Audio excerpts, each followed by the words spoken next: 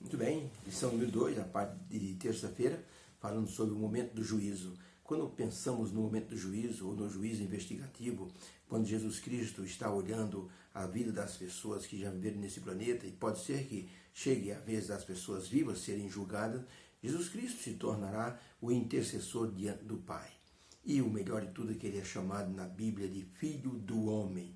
Isso nos identifica com ele e ele conosco.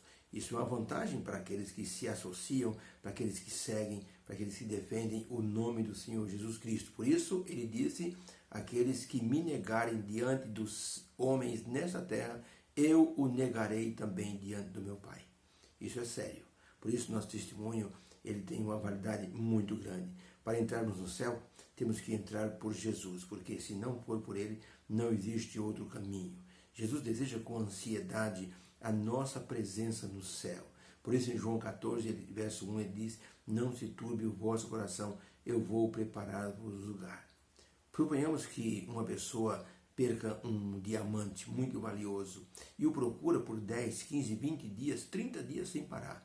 Isso quer dizer que essa pessoa gostava muito do diamante. Agora imagine Jesus Cristo, o bom pastor, atrás da ovelha perdida, 1 ano, 2 anos, 3 anos, 20 anos, a vida inteira.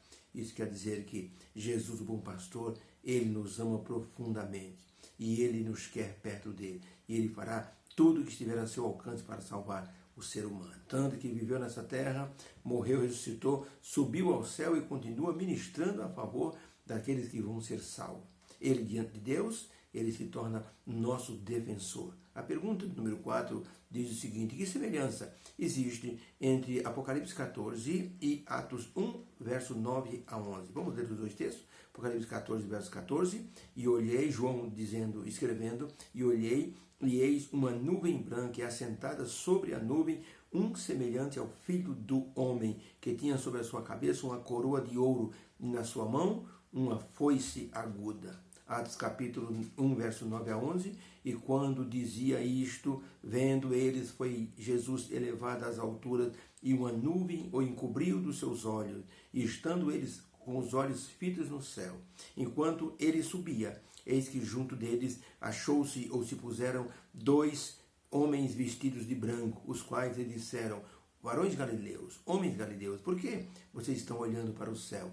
Esse Jesus que dentre vós foi recebido em cima do céu, há de vir, assim como para o céu o vistes ir.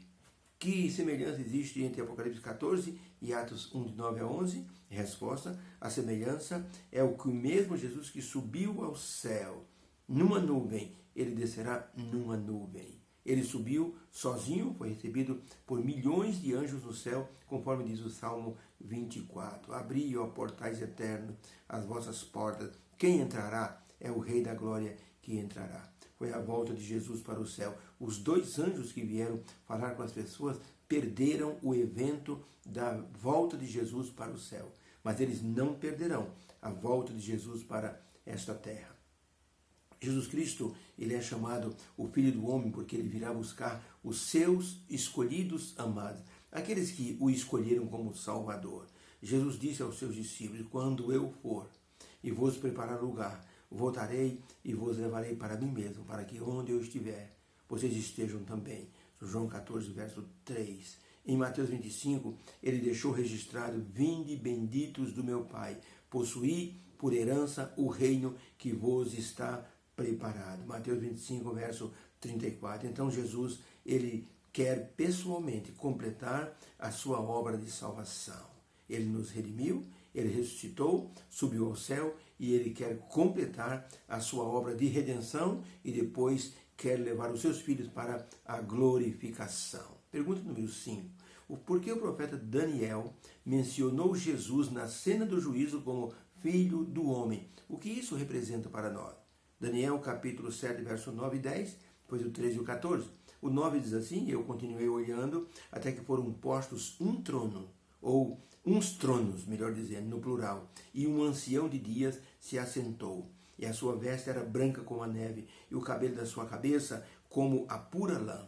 E o seu trono era de chamas de fogo, e as rodas do seu trono eram de fogo ardente. Verso 10, um rio de fogo manava e saía diante dele. Milhares e milhares o serviam, e milhões de milhões assistiam diante dele. Assentou-se o juízo e abriram-se os livros. Cena do juízo.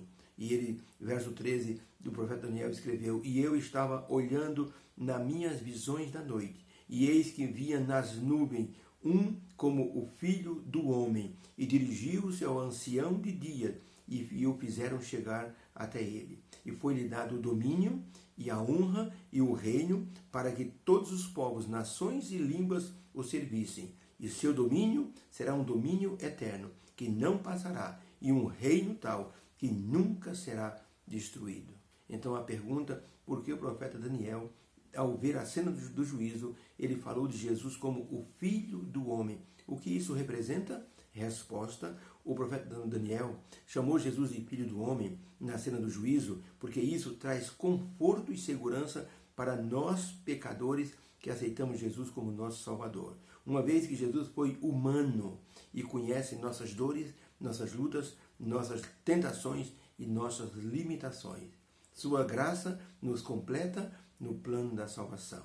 Por isso, Filipenses, no verso 6, o apóstolo Paulo escreveu: aquele que em vós começou a boa obra, vai completá-la até o dia de Cristo Jesus voltar nessa terra. Deus quer nos completar. Mesmo com nossas fraquezas, Ele deseja completar aquilo que falta. Então, nenhum ser humano será salvo em perfeição, mas na imperfeição e assim ajudado por Jesus a ser então restaurado, a ser feito assim homem completo segundo a medida da estatura do Senhor Jesus Cristo. É isso que o apóstolo Paulo diz, que nós seremos transformados e chegaremos na medida da estatura de consagração que o Senhor Jesus Cristo possuía. A impressionante cena do juízo final, que o profeta Daniel viu, com milhões de seres celestiais assistindo, ali viram a presença de Jesus. E Jesus, que conhece a nossa natureza e nossas dores internas na luta contra o pecado, ele se relaciona conosco e nos representa diante do Pai, na cena do juízo, diante de milhões de seres do universo. Ele nos representa, porque ele sabe que nós necessitamos da sua ajuda, da sua graça. Jesus mostra ao Pai que precisamos da graça para nos salvar. Ninguém será salvo a não ser pela graça. Por isso o apóstolo Paulo escreveu: pela graça sois salvos. Isso não vem de vós, isso é um dom de Deus.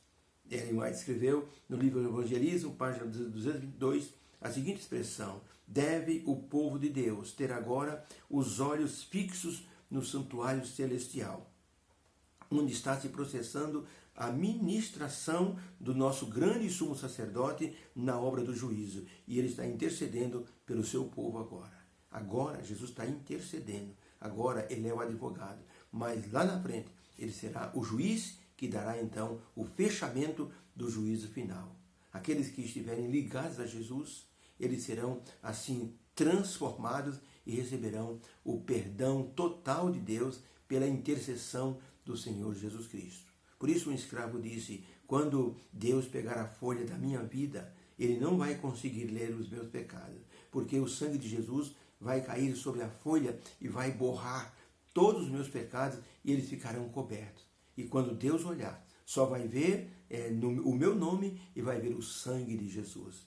Que bela representação esse escravo possuía sobre a redenção e a intercessão de Jesus no santuário celestial.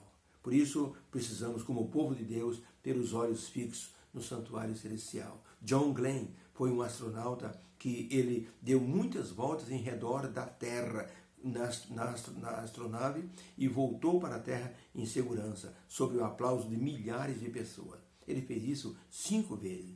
Um dia foi convidado a falar no Congresso americano e suas palavras foram simples. E ele humildemente deu glórias a Deus por achar-se são e salvo, e por ter contemplado a beleza do universo. Ele reconheceu que, apesar de todo o progresso tecnológico, nada se consegue sem Deus. Isso é uma grande verdade também com respeito à nossa condição pecaminosa, em que nada se consegue sem a pessoa do Senhor Jesus Cristo. Podemos inventar mil coisas, mas uma coisa nós não conseguimos inventar: como poderemos nos salvar? Por isso, um pastor se debruçou sobre o púlpito na Inglaterra e disse: eu vou fazer uma pergunta que nem Deus sabe responder, nem o diabo sabe responder, nem Jesus nem os anjos sabem responder. A pergunta é a seguinte: como escaparemos nós se rejeitarmos tão grande salvação? Não existe resposta para essa pergunta. Não há um lugar para o ser humano se esconder se ele não aceitar a salvação que vem de Deus através do Senhor Jesus Cristo. Jesus Cristo, ele é o nosso intercessor agora, mas logo, logo será o juiz que dará o veredito final. Enquanto temos tempo, vamos nos apegar a Jesus, porque o seu sangue nos justifica e Deus nos aceita como sendo pessoas novas, criaturas diante dele. Que o Senhor nos abençoe, porque ao ser representado como Filho do Homem, ele nos dá uma chance e uma oportunidade maravilhosa de sermos assim, considerados justos diante de Deus. Que o Senhor nos abençoe e que essa lição se torne um alerta para a nossa vida pessoal. Obrigado, Senhor, porque Jesus é o nosso intercessor. Obrigado porque Ele luta por nós e nos representa diante de Sua presença. Obrigado porque só a presença dEle nos garante a salvação, pela graça. Agradecemos em nome dEle. Amém. Fica com Deus, um beijo no coração, que essa lição seja uma bênção para você nessa semana. Hoje estudamos sobre o juízo e Jesus como Filho do Homem, nos representando como um do melhor advogado do universo. Não existe outro melhor. Sabe por quê? Porque ele nunca perdeu uma causa, a menos que eu não queira me salvar. Aí não tem jeito. Deus abençoe. Fique com Deus. Amém.